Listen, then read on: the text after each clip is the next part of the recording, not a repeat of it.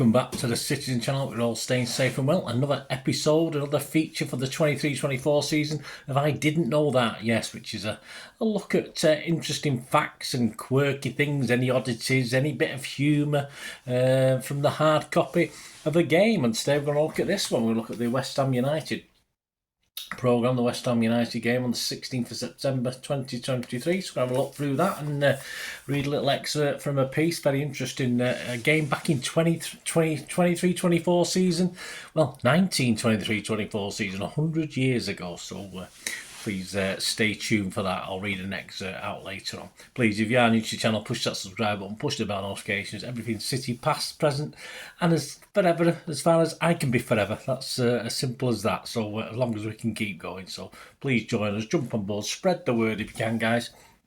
And give us a little like, it'd be much appreciated. Yes, it's £4 for 116 pages, one of the biggest tomes, one of the biggest matchday programmes, 240mm size by 165mm. Quite a lot of promos in it as well, but yeah, not bad. £4 for 116 pages.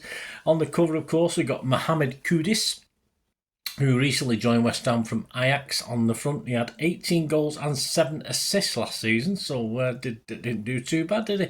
What didn't you know, or perhaps you didn't know, stuff I didn't know you might do, but yeah, on West Ham, an interesting third kit. Yeah, I've not seen this yet. I've not been watching much of highlights of games. And they've got a royal blue third kit this season with sort of hints of Everton and Chelsea, of course. Very type, that sort of type of shirt. It looks okay, looks fine. Yeah, it's a bit like we've had similar. One of our go-to colours, isn't it, for third kits, royal blue. The main piece, interview piece, article piece, if you like, is on the cover star Kudus, who's a Ghanaian. He joined the Right to Dream Academy, aged 12, and every 2 years around 30,000 apply to join this academy, and he was one of just a handful that was accepted. And since 1999, the academy has graduated 282 students, and of those, 157 have gone on to play professional football, so that's not too bad, with 67 gaining international recognition for their own team, for their international teams. 7 had played, actually, of those in the last World Cup, including Kudus himself. I think he scored a couple of goals as well. What about City and West Ham? Anything we didn't know? Well, a few little stats. All-time Premier League stats. He's just since the Premier League, the inception of that.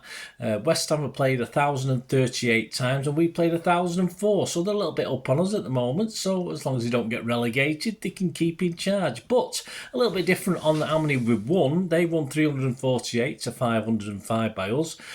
Points gathered in those games, 1,308 by them, 1,730 for us, so they'll have to catch us up a little bit. And red cards are an interesting one. Yeah, West Ham have had 81 red cards in the era of the Premier League, and we've had 75.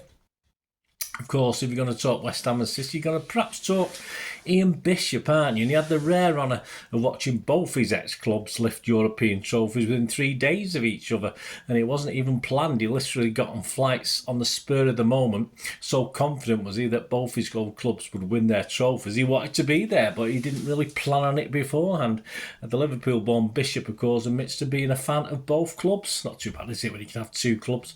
A great City West Ham story from the 23-24 season I've already mentioned in a little piece called Memorabilia. I'll read that out in a minute. Image of the day, well, it's probably the image of Mr. Ian Bishop at the Ataturk Stadium. Of course, I didn't see him there, he was there, but yeah, might have been hard to see him. And he's with, I think, Danny Jackson and Wingman there, I can recognise on that picture, and doing the old crossed hammers sign, aren't they? But yeah, at the Ataturk Stadium, so that's probably my image of the day. You're having a laugh, there's a little bit of a funny, and we possibly do this at City, I'm not too sure, it just made me chuckle when I read it. Of course, if you want to display your flag at the London Stadium, you've got to email them to ask. Then you've got to give them the dimensions, and you've got to include your fire safety certificate. I didn't know you had to have fire safety certificates for a flag to be tucked into a ground, but hey, say it might be the same at the Etihad, I don't know, I've never come across it.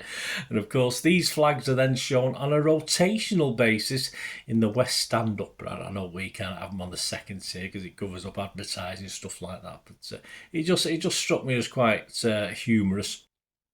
Anyway, before we go back to Hammond, and this little piece about the match back in 1923-24. No, before you start, I wasn't there, so don't start on me like that. Anyway, let's read a little bit about this. There was a long delay caused by a train crash, and this didn't stop City winning at West Ham nearly 100 years ago. So let's have a look at the story of it. I'll read you the story of it.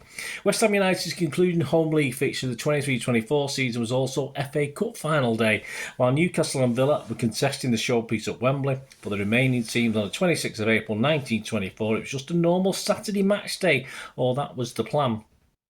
The visit of City turned out to be nothing like a normal Saturday. Scheduled to kick off at 3:15, the Berlin ground fixture was the climax of the home programme of the Hammers' first ever top flight campaign.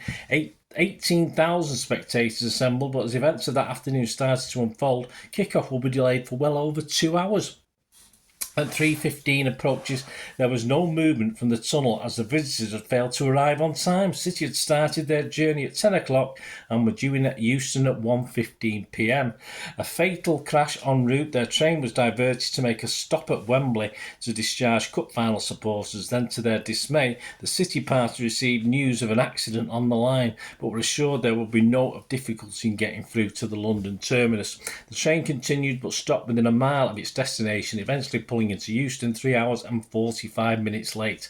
Back in East London, the West Ham management were concerned as to the whereabouts of the Manchester team. They might at least have sent a wire or phone message, was the frequent remark.